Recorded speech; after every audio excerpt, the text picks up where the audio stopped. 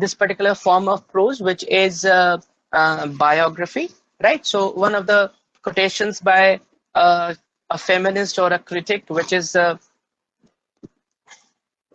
Hélène Cixous writes, okay, Hélène Cixous, a French feminist author, she writes that all biographies, like all autobiographies, like all narratives, tell one story in place of another, right? So in my previous class, I also discussed that what are major differences between an autobiography and a biography. So taking it forward, now some more differences which can be explored today in the discussion of biography at length when we are discussing it. So we will have, say for example, they have emerged as okay, so these things are common as per the quotation by Hélène Cixous. What is common between all of these, whether we talk of narratives, whether we talk of autobiography or biography? Okay, so all of them, they tell a story,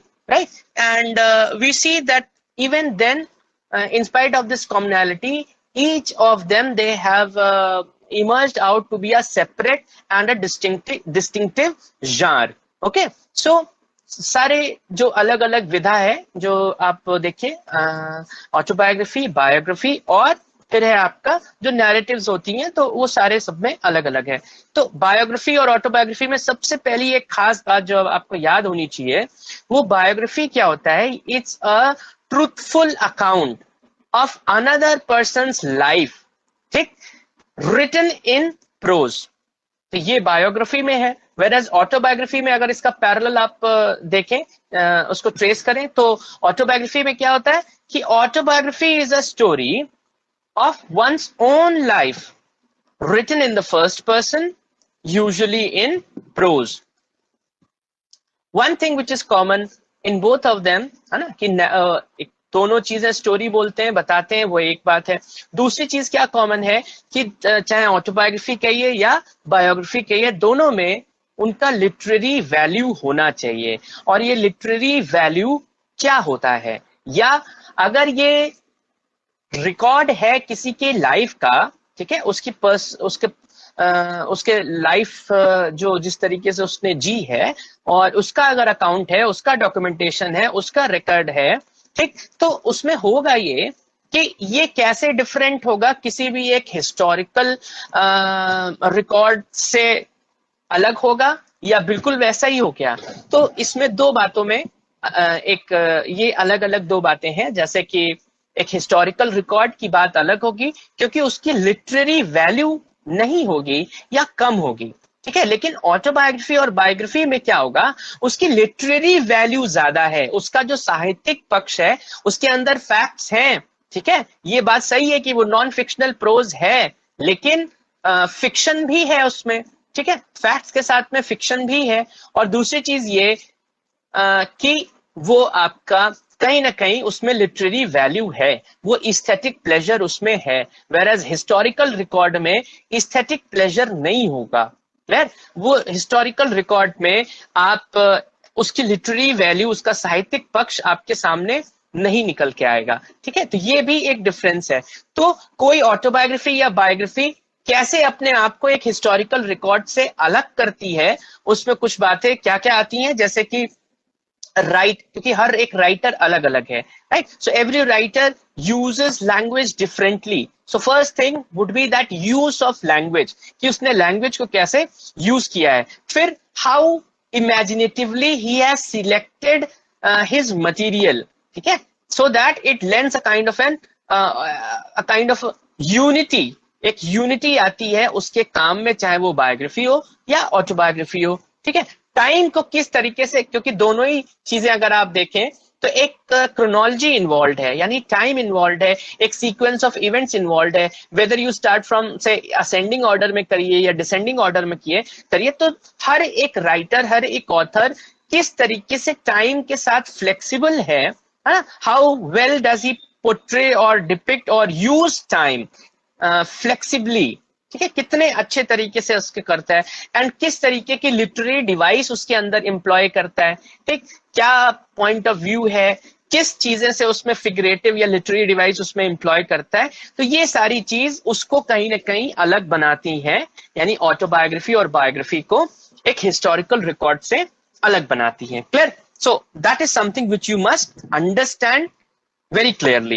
Then you see there are other definitions by our very celebrated literary authors also. For example, you must have read the poem by John Dryden, and John Dryden has defined biography. What does he say? John Dryden says that biography is the history of particular men's lives.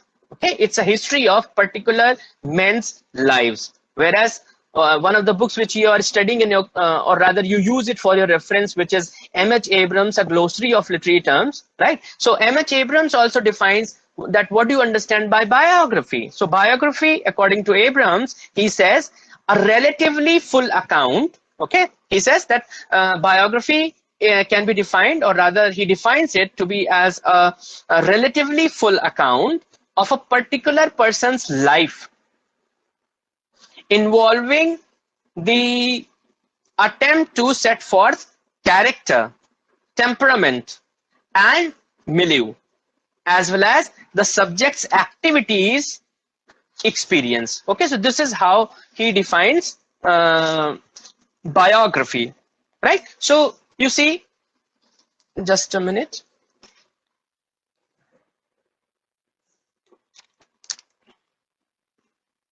So when you see biography as a form of prose, so it is one of those literary forms which depicts the life mainly of one individual.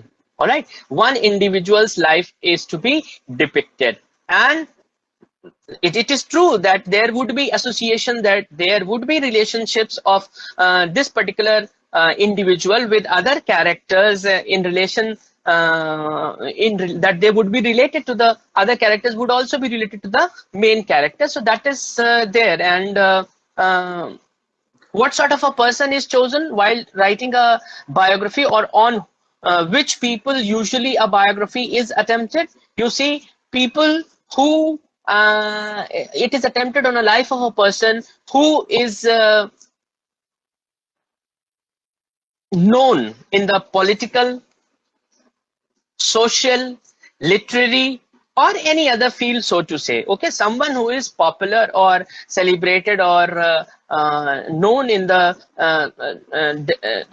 circles respectively. So on those people, be it politics, literature, or say society, so on such people a biography is attempted. Okay, and what was the criteria I told you yesterday? That for a biography to for a good biography to be written, the most important thing is evidence. Okay, substantial evidence, because you need to have those facts and records with the help of which you can prove your point. Okay, so the interesting part, or rather what is essential for a biography, is that one must have an evidence which is presented in an objective tone.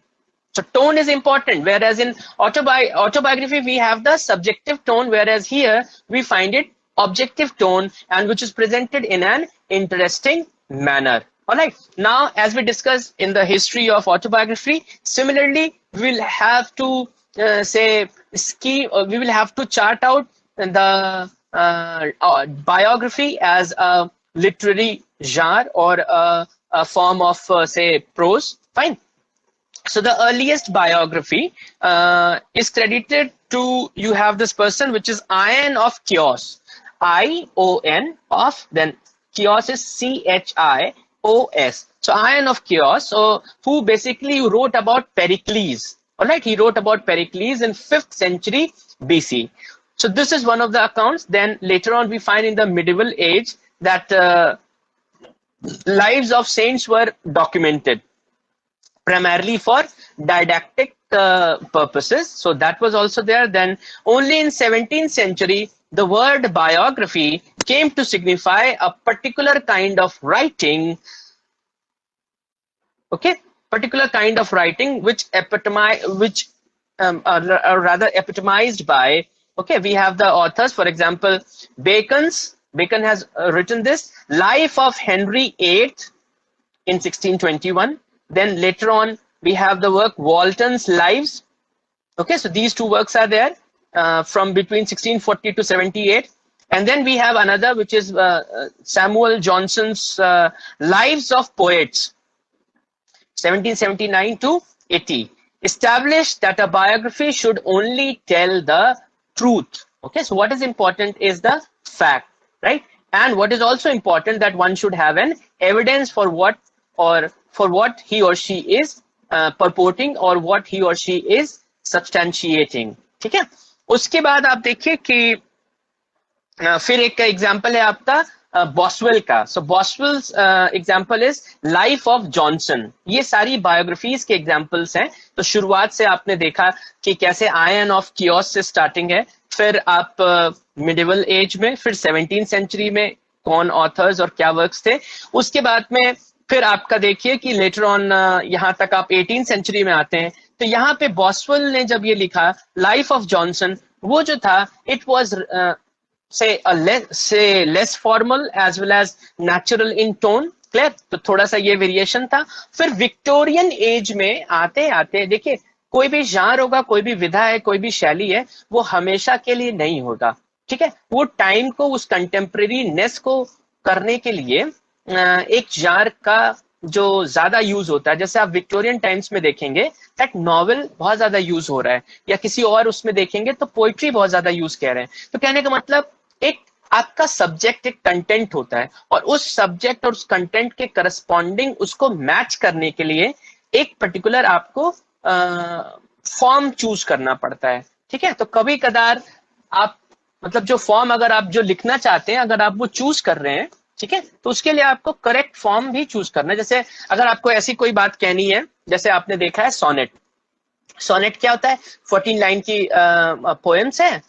Poem है, और उसमें क्या होता है, शुरुआत में एक आपका प्रोपोजिशन है, एक स्टेटमेंट होता है, और बाद में जाके उसको रिजॉल्व करना है. तो किसी भी राइटर को अगर इस तरीके का कुछ अटेम्प्ट करना है, तो वो पोएम अगर चूज कर रहा होगा तो वो sonnet as a form choose कर लेगा. ठीक है, एलिजी का अलग मकसद है, लाइकवाइज ओड में अलग होता है, लिरिक अलग है. तो सबका एक अलग अलग अपना एक पर्पस है, और उस चीज को ऑथर कैसे अपने सब्जेक्ट मैटर को उसके साथ में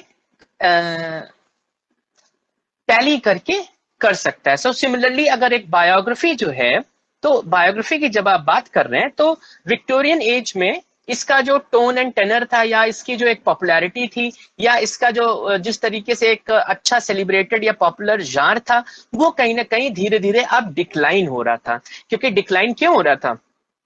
क्योंकि जैसे आपको बताया कि बायोग्राफी में सच होना चाहिए, ट्रूथ होना चाहिए. लेकिन विक्टोरियन टाइम्स में इतना ज्यादा, there is a celebrated concept which is by G K. Chesterton, Victorian compromise. ठीक है, तो यानी कि बहुत सारे लेवल्स पे विक्टोरियन आप हिपोक्रेसी देख सकते हैं. ठीक है, उसमें किस तरीके से आप जो चीजें कही जाती हैं और करी कुछ और जाती हैं. ठीक, सो वो सारी जो चीजें, जिस तरीके से जो सोसाइटी थी, कहीं सच ना बोलना, ये एक उसका एक ट्रेट था. ठीक है, जिसकी वजह से बायोग्राफी में अगर आप ये कर रहे थे तो वो बहुत ज्यादा सक्सेसफुल नहीं हो सकता था. तो this was one of the reasons कि विक्टोरियन एज में there was a tendency, because वो आप प्रेज वर्दी हो जाते थे ज्यादा.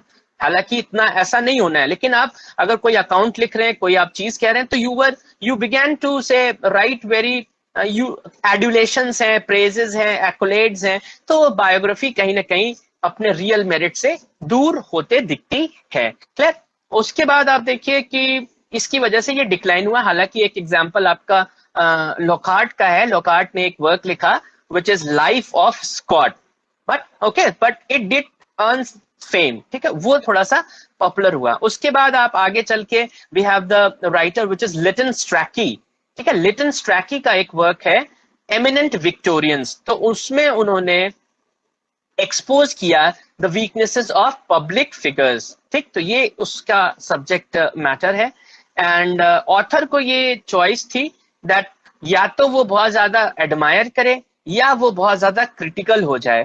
ठीक है, office subject with the emphasis being presenting the human dimension of public figures. ठीक, सो usually it could turn either way. Either say the author seemed to be, or rather he turned more critical, or maybe he admired more, right? So ये दोनों ही तरफ ये एक slippery, जो उसमें भी autobiography में भी बात हुई थी, तो यहाँ पे भी एक वो चीज यहाँ पे रहती है। इसीलिए आप देखिए विक्टोरियन एज में बायोग्राफी एज अ genre जो है वो कहीं ना कहीं डिक्लाइन हुआ।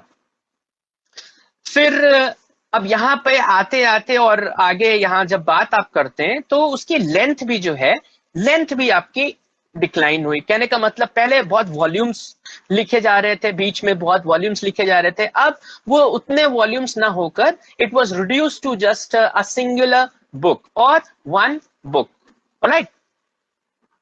और ये प्रैक्टिस आप देखिए यहाँ पे थोड़ा सा चेंज हुआ। तो बेसिकली जो बायोग्राफी है उसमें आप क्रॉनिकल होता है, मतलब एक क्रॉनिकलिंग, आप इवेंट्स जो हैं उसको क्रॉनिकल कर रहे हैं। और बायोग्राफी तो सिलेक्टेड फैक्ट्स को आप प्रेजेंट करते हैं and you put it in an aesthetic manner. तो कहीं ना कहीं इस चीज को जब आप ये प्रैक्टिस हुई इसके बाद में, कि पहली बात तो रिडक्शन हो गया आपके साइज में यानी वॉल्यूम में, कि पहले बहुत सारे वॉल्यूम्स लिखे जाते थे और फिर अब कम लिखा जाने, मतलब एक ही किताब में उसको कर लेना है। फिर अब देखिए फैक्ट्स को सिलेक्ट किया गया और उनको बहुत एस्थेटिकली पुटअप किया गया। तो ये चीज को एक नए नाम से जाना गया, which was term to be as new biography. Clear? उसको न्यू बायोग्राफी के नाम से जाना गया। अब आगे जब आप बात करते हैं, so we can find that broadly biographies can be divided or rather it can be classified. अगर आप इसके ब्रॉड डिविजन्स देखें, सो एक तो किन बेसिस पे हो सकता है, एक तो ये कि पहली बात तो जो भी बायोग्राफर है, जो जिसकी लाइफ के ऊपर लिख रहा है, तो एक तो ये हो सकता है कि उसकी फर्स्ट हैंड नॉलेज क्या है, कितनी है उस पर्टिकुलर राइटर के बारे में। Suppose if you are attempting a biography on your teacher, तो उसमें आपका फर्स्ट हैंड नॉलेज क्या है, आप उस व्यक्ति को कितना जानते हैं। तो कहीं ना कहीं ये तो आपके लिए कारगर हो गई। It will be very effective and crucial for your biography because it will give you that subject matter. Clear? और दूसरी तरफ क्या है, दूसरा एस्पेक्ट है कि रिसर्च भी बहुत इंपॉर्टेंट है। सो फर्स्ट हैंड नॉलेज एक तरफ plus research, so that would something which would help you to write a good biography. फिर दूसरा डिस्टिंक्शन क्या हो सकता है कि आप सब्जेक्ट को कैसे ट्रीट करना चाहते हैं, यानी आप ऑब्जेक्टिवली करना चाहते हैं या सब्जेक्टिवली करना चाहते हैं, वो भी हो सकता है। तो जो ज्यादा आपका टोन होना चाहिए वो आपका ऑब्जेक्टिव की तरफ आपका इंक्लिनेशन ज्यादा होता है बायोग्राफी में, क्योंकि ऑटोबायोग्राफी में पर्सनल रहता है तो वहां पे सब्जेक्टिव हो जाता है, यहाँ पे ऑब्जेक्टिव होगा तो ज्यादा बेहतर है। ठीक, फिर उसके बाद आप देखिए सो ये क्या है, basically it is that the author is trying to say, एक तरफ ये हो सकता है that one is trying to recount the important facts, है ना, एंड कुछ कमेंट्स होंगे, कुछ एक्सप्लेनेशंस होंगे और उस लाइफ को अनफोल्ड करने में वो आपको मदद करेगा। दैट इज आपको कुछ टेस्टिमनीज भी हो सकती हैं, आप उनसे मिलने वाले, जैसे जो उनके इंपॉर्टेंट पीपल उनकी लाइफ में क्या होते हैं, जो बायोग्राफी जिन पे लिखी जा रही है, जैसे उनके कलीग्स इंपॉर्टेंट हैं, उनका वर्क प्लेस इंपॉर्टेंट है, ठीक, वहां से लोग या उनके association with other people they are important instead in the family itself. तो क्योंकि यहाँ पे हमारा फोकस दूसरा फैमिली से ज्यादा नहीं है, फैमिली या चाइल्डहुड की ज्यादा बात ऑटोबायोग्राफी में आती है, जैसा कि पहले मैंने बताया था। तो इस तरीके की चीज जब when you are trying to do this, so this is known as standard biography, यानी आप जिन लोगों पे लिखना चाहते हैं उनसे जुड़े कुछ इंपॉर्टेंट इवेंट्स और फैक्ट्स होंगे, हाँ, और कुछ लोगों के कमेंट्स होंगे और एक्सप्लेनेशंस होंगे, और इसको आप यूज करेंगे उनकी लाइफ को एक फुलर सेंस में अनफोल्ड करने के लिए, ऑडियंस के लिए, राइट, रीडर्स के लिए। तो ये यहाँ पे क्या हो जाता है, this is known as standard biography. Whereas there is one more type of biography which is known as fictionalized biography. तो fictionalized biography में मैंने ऑब्जेक्टिव और सब्जेक्टिव दोनों इसलिए कहा क्योंकि जब fictionalized biography होगा, जिसमें फिक्शन इन्वॉल्व हो जाएगा, जिसमें इमेजिनेशन इन्वॉल्व होगा, ठीक है, वहां पे वो चीज सब्जेक्टिव की तरफ ज्यादा आ जाएगा, वही जो है इस तरफ इंक्लाइन हो जाएगा। ठीक, जैसे जब ऑथर का इमेजिनेशन जो है वो जब ट्रांसफॉर्म करता है फैक्ट्स को, तो वहां पे you will have fictionalised biography, right? So now I will also tell you that what are the important features or what are important things that one should keep in mind while reading a biography. वो points मैं अभी आपको बताता हूं।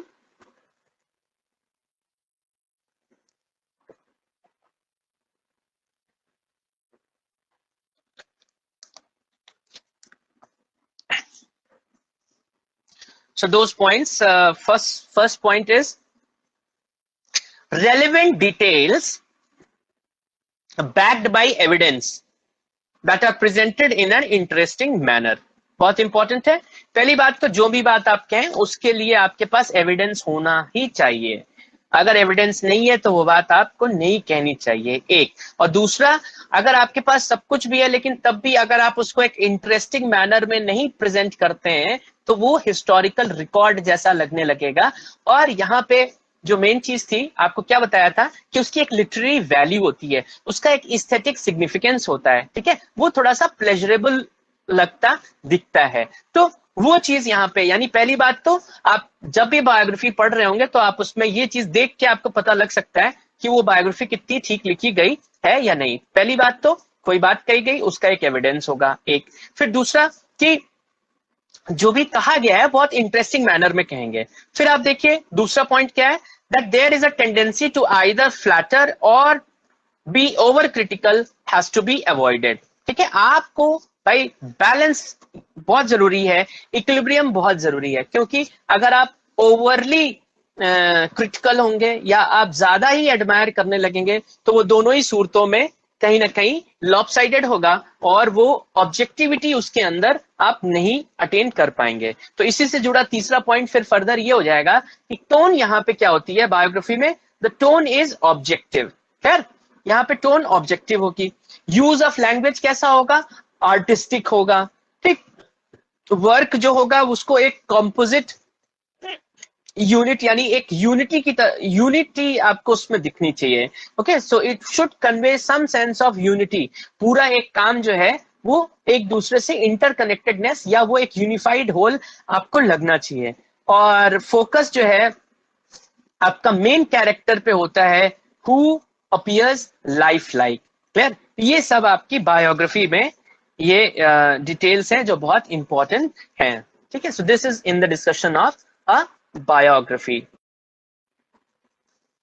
So as we discussed the etymology or rather a kind of a breakup when we did the autobiography, similarly let us understand biography. So you see, by now you know that biography of someone is an account of their life written by someone else. Fine. So the word biography comes from the Greek word which is bios, and bios means life.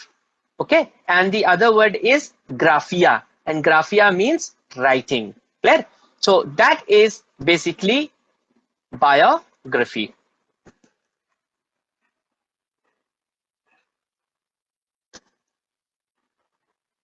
Okay, so factual details होती हैं, stories भी होती हैं person की life से, और ये usually आपका एक सब्जेक्ट की जो पर्सनालिटी है उसके जो मोटिवेशंस हैं और दूसरे तरीके के जो इंटीमेट डिटेल्स हैं, जैसे एक जनरल ओवरव्यू हो सकता है या प्रोफाइल हो सकती है उस पर्सन की, ये सारी चीजें उसमें। हाँ बताइए। वो ग्राफिया का मीन्स क्या होगा? ग्राफिया का मीनिंग है राइटिंग। ग्रीक वर्ड है आपके बायोस का मतलब लाइफ, और ग्राफिया के आगे एक डैश हाइफन लगाओगे क्योंकि वो पीछे से ले रहा है, मतलब ऐसे कोई अपने आप में तो एक शब्द है नहीं, वो रूट्स हैं, है ना। तो बायोस एक हो गया और ग्राफिया है दूसरा। ग्राफिया का मतलब राइटिंग। क्लियर? Yes sir. तो मैं अच्छा इस पे मैं बात कर चुका हूँ कि किन लोगों पे बायोग्राफी ज्यादातर लिखी जाती है। वो लोग बहुत ज्यादा जो किसी भी फील्ड में, जैसे पॉलिटिक्स है, लिटरेचर है, या कोई सोशल फील्ड में जो बहुत ज्यादा एमिनेंट होते हैं, उन पे उन पे बायोग्राफी अटेम्प्ट होती है। Politicians, actors, athletes and so on. So biographies can be written about people who lived incredible lives. ठीक है, जिन्होंने बहुत अच्छा लाइफ जिन्होंने जिया है। क्योंकि बायोग्राफी से क्या है, बेसिकली एक मिसाल पैदा होगी जिसको देख के लोग उसको पढ़ के फिर वैसा कुछ बनना चाहेंगे या किसी के जैसा ना बनना चाहेंगे। तो दोनों ही बातें हैं। तो वेल नोन वो सेलिब्रेटेड फिगर होता ही होता है, ठीक। तो ये एक खास चीज है। And so a biography can be labeled authorized if the person being written about or his or family members have given permission for a certain author to write the biography। ठीक है, अगर किसी व्यक्ति के मतलब उस बायोग्राफी को आप ऑथराइज्ड बायोग्राफी कैसे, ऑथराइज भाई आपको ऑथराइज कर दिया गया, कहने का मतलब आपने फैमिली से परमिशन लिया, आपने उनके घर से उनके लोगों से जो है परमिशन लिया दैट आप ये काम करना चाहते हैं, तो यानी आप ऑथराइज हो गए। कहने का मतलब आप उनके लाइफ के रिकॉर्ड को आप पोर्ट्रे कर सकते हैं, डिपिक्ट कर सकते हैं। क्लियर? तो एक चीज ये है, नॉन फिक्शनल है, ये बात हो गई है। एंड बहुत पुराना फॉर्म है आपका लिटरेरी एक्सप्रेशन का। And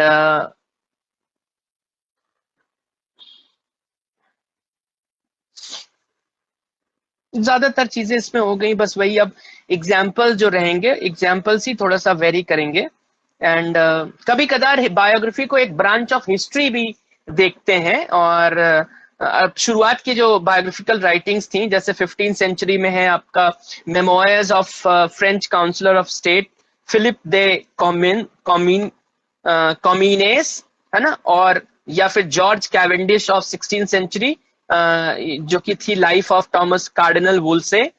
They have often been treated as historical material rather than as literary works in their own right। तो शुरुआत की कुछ और बायोग्राफी कभी जो है उनको आप एक हिस्ट्री का भी एक ब्रांच के तौर पे देखी जाती थी, क्योंकि बहुत ज्यादा मेरिट नहीं था तो हिस्टोरिकल रिकॉर्ड ज्यादा समझा गया, बायोग्राफी कम समझी गई।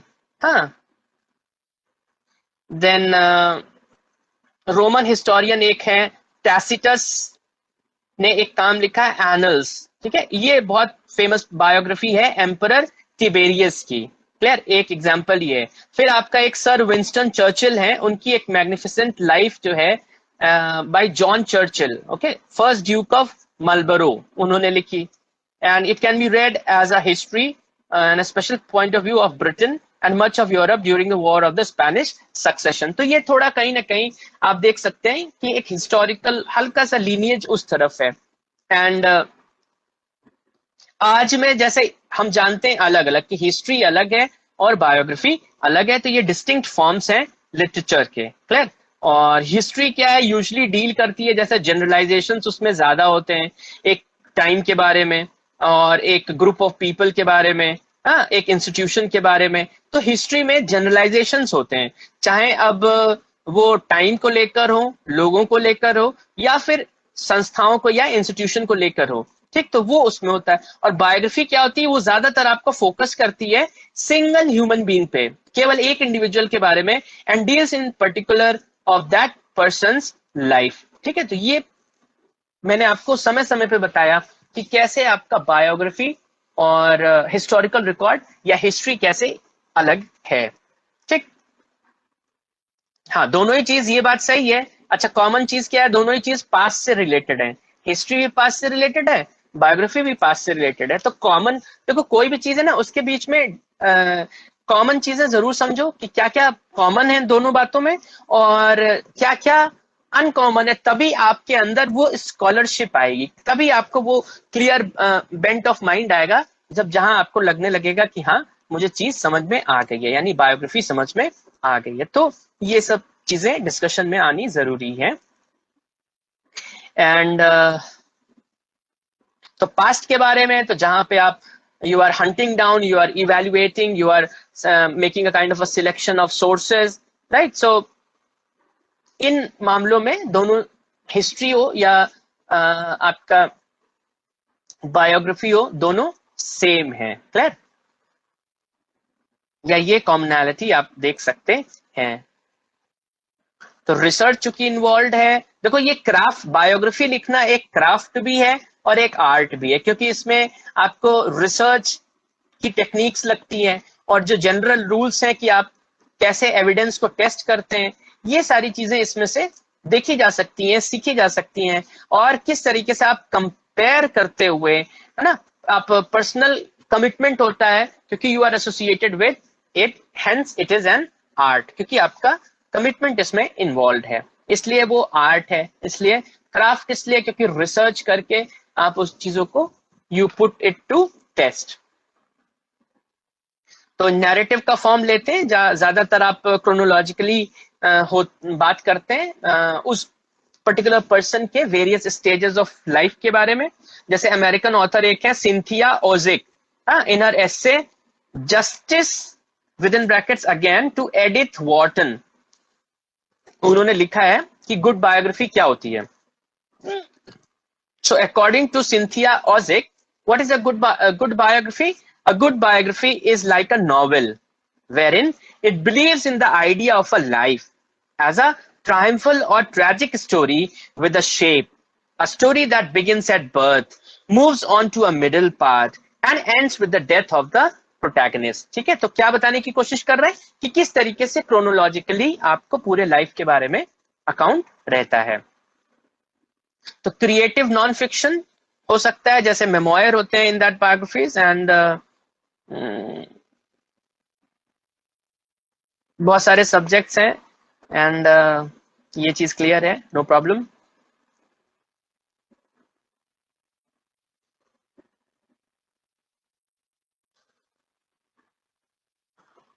हाँ, अब चूंकि वो डेड है तो कभी कदार उसके जो सोर्सेज है ना, वो लैक ऑफ सोर्सेज की वजह से भी बहुत सारे कई लोग ऐसे होते हैं जिन पे बायोग्राफी कोई लिखना भी चाहे तब भी नहीं लिख पाता है, क्योंकि सोर्सेज की अवेलेबिलिटी नहीं होती है।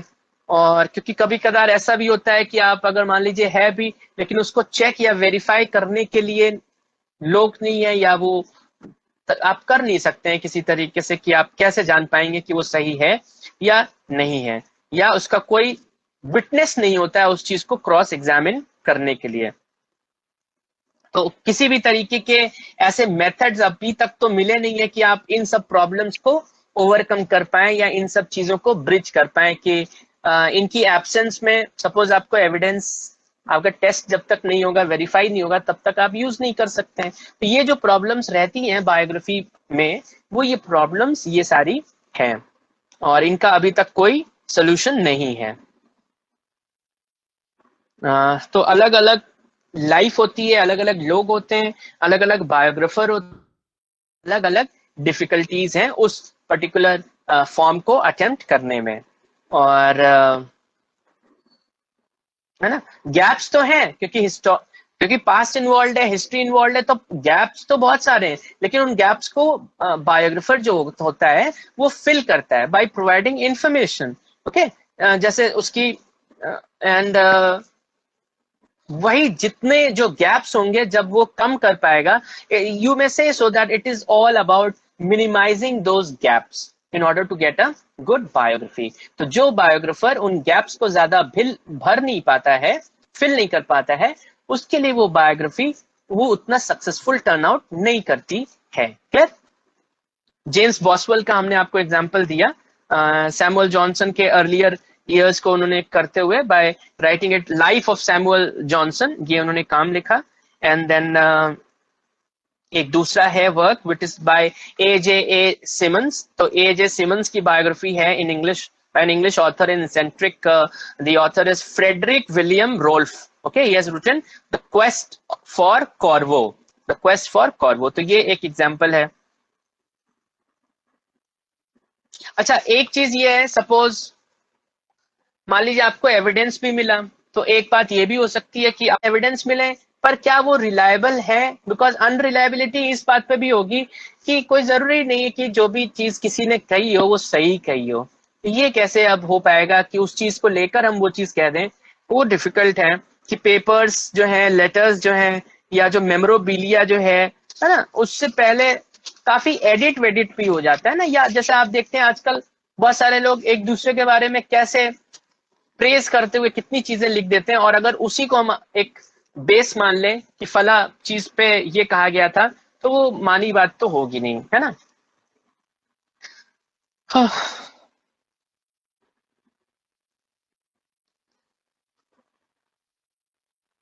एक प्रॉब्लम जैसे कोई पहले का मर गया है कोई व्यक्ति, उस पे बायोग्राफी हो रही है तो वो उतनी दिक्कत नहीं होगी। लेकिन जो अभी ताजा ताजा जो नहीं रहा है ना, जो बिल्कुल अभी रिसेंट में ऑफ हो गया, ठीक, तो उस पे उसके लिए प्रॉब्लम है। उस देखो एक में क्या प्रॉब्लम थी अलंकृता एंड अदर्स, एक में प्रॉब्लम ये थी कि उसमें विटनेसेस नहीं मिलते थे, और एक में प्रॉब्लम ये होगी कि इसमें भरपूर विटनेसेस मिलेंगे, इसमें इतने लोग साक्षी होंगे, इसमें इतने लोग उस चीज को बता पाएंगे, तो ये भी एक अपने आप में, ये जो अबंडेंस है ये भी एक प्रॉब्लम होगी। क्योंकि बहुत एक में था कि मटेरियल की कमी आ रही थी, वेरीफाई नहीं कर पा रहे थे, रिलायबल नहीं था। एक में यह है कि इतना it's a plethora of materials है ना, विच में इंक्लूड से सब्जेक्ट पेपर हो सकता है, लेटर हो सकता है, ट्रांसक्रिप्शन, टेलीफोन कॉन्वर्सेशंस हो सकती है, कॉन्फ्रेंस हो सकता है ना, इंटरव्यूज हो सकते हैं। और क्योंकि क्योंकि वो बंदा जो था या बंदी जो थी वो बहुत फेमस था, क्लियर, फेमस था, उसके होने के नाते उसकी बहुत सारी चीजें अवेलेबल होंगी। क्योंकि अभी वो रिसेंटली, अब जैसे सपोज अभी कोई ऑफ हो जाए तो तुरंत जो है सारे लोग उसी को लेकर they take up that thing. तो यहाँ पे बायोग्राफर के सामने एक दिक्कत ये आ जाती है कि उसके पास बहुत सारा कुछ होता है। एंड जैसे एक एग्जांपल है फ्रैंक फ्रीडल, उन्होंने जब बायोग्राफी लिखी US president Franklin D Roosevelt की, right, so he had to wrestle with something like 40 tons of paper, 40 ton paper जो है उनको देखना पड़ा, तब जाके वो अपने उस चीज को मॉनिटर कर पाए। लेकिन कहीं ना कहीं कोई भी व्यक्ति हो, चाहे वो पहले का नहीं रहा हो या अभी रिसेंटली डेड हुआ हो, बायोग्राफर की ये चीफ रिस्पॉन्सिबिलिटी होती है कि उसकी ऑथेंटिसिटी को, जो भी उसको मिल रहा है एविडेंस की ऑथेंटिसिटी को, यानी उस कलेक्टेड मटेरियल की ऑथेंटिसिटी को वो पहले चेक कर ले, ठीक है।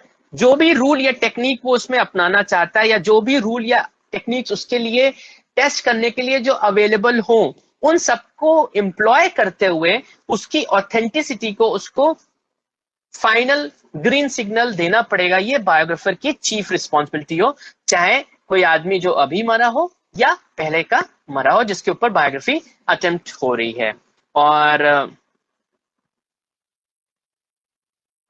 है ना, मल्टीपल पर्सपेक्टिव्स होते हैं और कॉन्ट्राडिक्टरी सोर्सेज भी हो सकते हैं, लेकिन मल्टीपल पर्सपेक्टिव्स होती हैं। एंड देन ड्यूटी क्या है बायोग्राफर की, जैसे आपने देखा कि उनको मिस इंटरप्रेट करना ये अवॉइड करना चाहिए, हाँ। और जो सोर्सेज वो यूज करते हैं उनको अपने काम में उस चीज को एक्नॉलेज भी करना चाहिए। ऐसा नहीं है कि हमने जिन लोगों को किया, और definitely it is a kind of an ethic कि अगर आप अपने रिसर्च और पब्लिकेशन में जो भी यूज करते हैं आप उसको क्रेडिट देते हैं, that is what is known as acknowledgement, आप उसको देते हैं। तो आप पहली बात तो सब्जेक्ट को मिस इंटरप्रेट करने से बचना चाहिए, एक।